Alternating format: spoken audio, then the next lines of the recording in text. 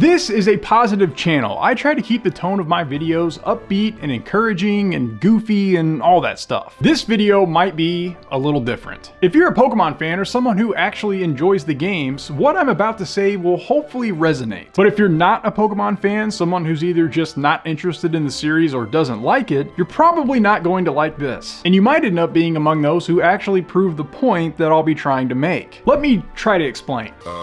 I can explain. First, I hope this video will still be perceived as positive, because while I'll be more negative than usual, I'm actually going to be negative about the negative. And that would make it a positive, right? Is that how that works? Again, I can't do math, alright? But unless you've been living under a rock or just came out of a coma that kept you entirely unaware of the last 10 years or so, which, if that's you, my condolences, because the world is now a much more crappier place for, ICE agents deploying pepper spray into a car with a mother and 3 children inside, all US citizens. Several reasons. Then you've probably seen the kind of sentiment about Pokemon that I'll be addressing. I mean, how could you miss it? And it goes something like this. Pokemon graphics bad. Animations bad. Trees bad. Windows bad. I can't even go into this building and now my knickers are in a twist. Pokemon too easy. Pokemon too hard. I mean, why'd they give Cynthia's team in BDSP competitive stats and strategies? Pokemon too expensive. Pokemon plots are so juvenile. Pokemon's just not like it used to be. The old games were better. They need to go back to that. Pokemon needs to get with the times, you know? They need to scrap that old school formula. And on and on. And meanwhile, every other Pokemon related YouTube video looks something like this. I don't know about you, but I'm pretty freaking sick of it. Not because I'm a blind defender of the series or think it's immune to criticism. Nothing should be. But instead because I'm a Pokemon fan. Which is to say, I like Pokemon. As a matter of fact, I love Pokemon. It's a major part of who I am, as I've said. And the same may be true for you. I'm not in the habit of constantly criticizing something that I don't even like or don't even actually play, and I don't understand people who are. And I do want to cover each of these opinions with the explanations that I think they need, so I'm just gonna lay out the first few as a foundation in this video with the rest coming in future videos. Otherwise, this one will be like an hour long. And ain't nobody got time for that! So let's get into it, starting with number 1, and this is a big one. It's foundational to the opinions in this video and the ones to come, so it's where we're going to spend most of our time. Number 1, Pokemon was never meant to be a modern AAA franchise. I want to start with this one because I think it's a fundamental misunderstanding that underlies really most of the very unproductive and very unnecessary criticism that you see here on YouTube and elsewhere. And it's coming from people who have their wires crossed. If you're around my age, in your 30s or thereabout, then you've witnessed massive, rapid advancements in technology. In just a matter of a few years, we went from 8-bit two-dimensional games with extremely limited hardware and memory capacities to fully immersive photorealistic experiences that often cost hundreds of millions of dollars to produce. At the same time, our culture has undergone an equally fast and seismic shift, due in large part, at least in my opinion, to that technological change, with social media probably playing the biggest role. In 1996, games were just that. Games. Fun by definition. Art by their very nature. Not just consumer products cranked out by a massive industry to maximize profits. In 2026, that's mostly what we see. And not just in games, but really in every form of media. Movies might be the best example, because if you haven't noticed, now they,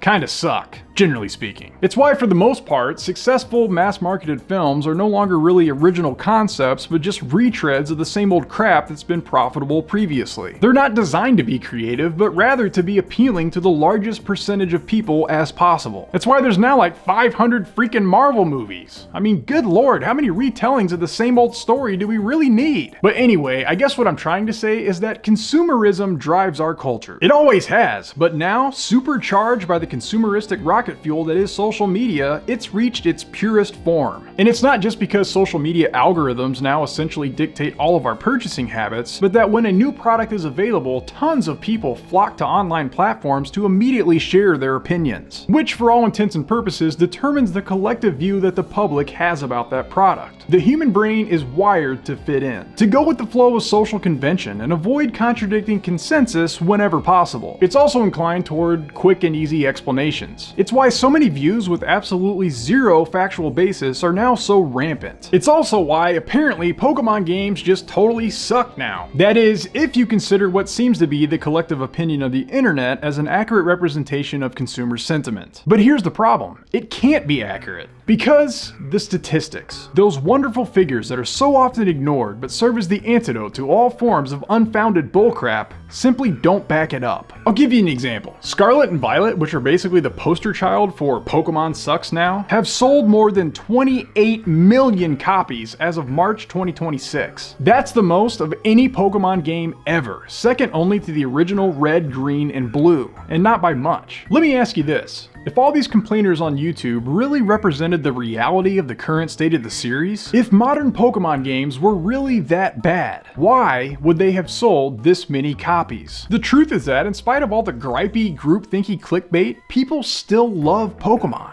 I suppose it's possible that the games could just flat out suck and consumers, for whatever reason, just continue to buy them, maybe out of habit or whatever else. But these sales are happening even in light of all the negativity online. Not to mention economic conditions that are uncertain at best. The most plausible explanation is that Pokemon isn't any worse than it ever has been. In fact, just based on the numbers alone, it's arguably better than ever. But we need to define worse and better for this to make sense. I figure that when people say Pokemon is worse now, they mean in terms of production value or overall quality. How sophisticated the visuals are, the presentation, the frame rates, if the games have voiceovers or not, and so on. The kind of criteria used by gamers to judge the products of AAA studios. And herein lies the problem. Pokemon is not a AAA video game series. Or at least not in the sense of its visuals or production. It was never meant to be, and it never will.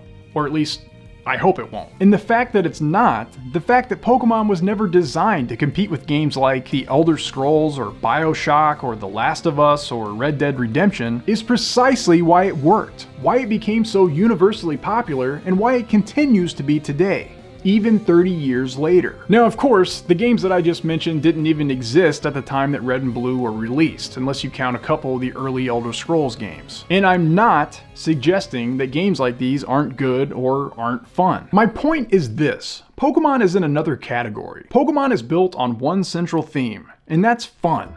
Plain and simple. It's not out to impress anyone with cinematic visuals or massive production values because it was never intended to. And in that way, it offers a more laid back, more approachable, more whimsical alternative to the kinds of games that are now viewed as the quote-unquote best in terms of visuals and sophistication, which are also usually geared towards much older audiences. Whereas Pokemon still has younger kids as at least a very significant part of its target audience. And I've got my own thoughts on that whole subject, and I'll cover it more in a future video. But this leads me to the next point, which is that Game Freak isn't lazy. They're a small studio making the biggest multimedia franchise on Earth. The idea that Game Freak is just lazy might be the most baffling and irritating of all the negativity about Pokemon that I see online. This isn't to say that the much higher pressures on production timelines nowadays, which gets back to my consumerism comments, hasn't had any impact on the games at all. It's entirely possible, and probably even likely, that increasingly tighter deadlines have resulted in Game Freak releasing a game that could have been better, however we might define that, or that had more content or whatever. The most obvious example probably being all the cut content and general feeling of unfinishedness in X and Y that someone could make a reasonable case for. X and Y are also the only games to lack a third so-called higher version. In other words, Pokemon Z was never a thing. We did get ZA though, which I guess in a way we could consider X and Y's third version. But if you consider the size of Game Freak's team and the sheer number of games that they've developed in the last 37 years, the whole lazy argument gets pretty hard to support. Game Freak's first game actually dates all the way back to 1989 with Mindle Palace, a puzzle title released for the NES. It wasn't until 1996 with the release of Red and Green in Japan that they started making Pokemon games. From then up until the present, they're credited as the main developers of almost 50 different titles, most of those being Pokemon, but with some others mixed in. This counts each pair of the main series games as one game because they're essentially the same game with slightly different variations. Now again,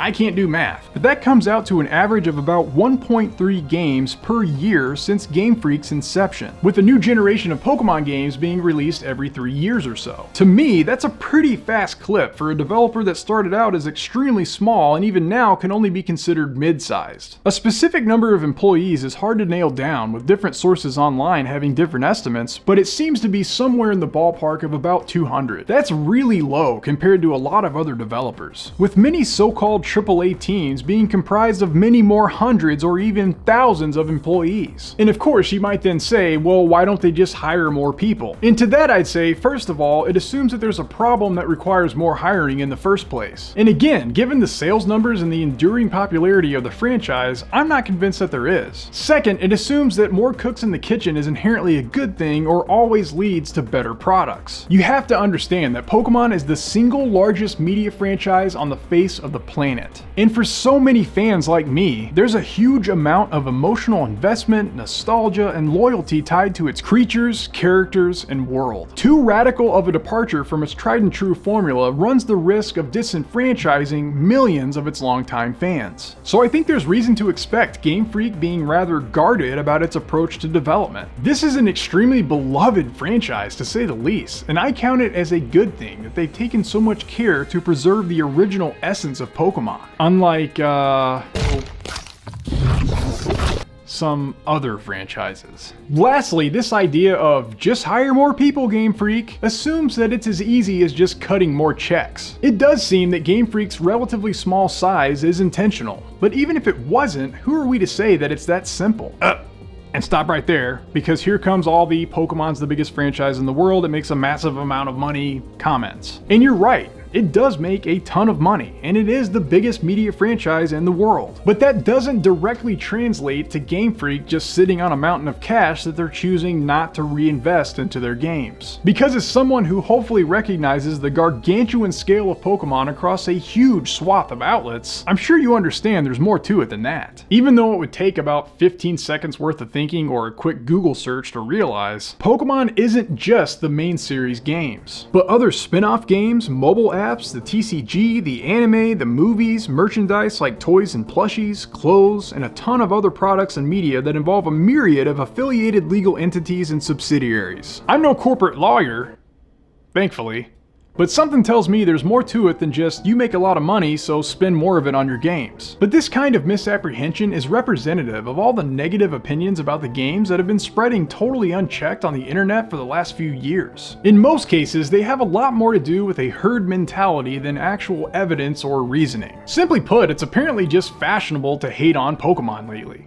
And nobody wants to be uncool, you know. As for me, being branded uncool isn't something to be feared, especially if it means countering popular yet unfounded opinions with a more logical or nuanced approach. With that said, I'll preview opinion number 3, which is more of a conclusion of the first two. The real problem isn't Game Freak or anything else. It's unrealistic expectations. Hopefully the reasons behind this one are already evident, but I'll get more into the specifics in the next video, so be sure to stick around for that one. I've got 7 more coming that I'll probably break out into at least 2 more videos, so stay tuned. In the meantime, let me know what you think. If you agree, and why that is. If you disagree, and why that might be. Because disagreeing is totally okay. Why shouldn't it be? Because I'm among the now apparently pretty rare breed of human that doesn't equate disagreement on ideas to attacks on people. So your comments are welcomed, but I do ask that you would please be kind to one another. I mean, these are video games we're talking about here, so surely we can discuss it as the nerds that we are in a respectful way. With that, if you enjoyed this video and want to support the channel, be sure to hit the like button and to subscribe if you haven't already. I'd really appreciate it. Thanks again, guys, and I'll see you in the next one.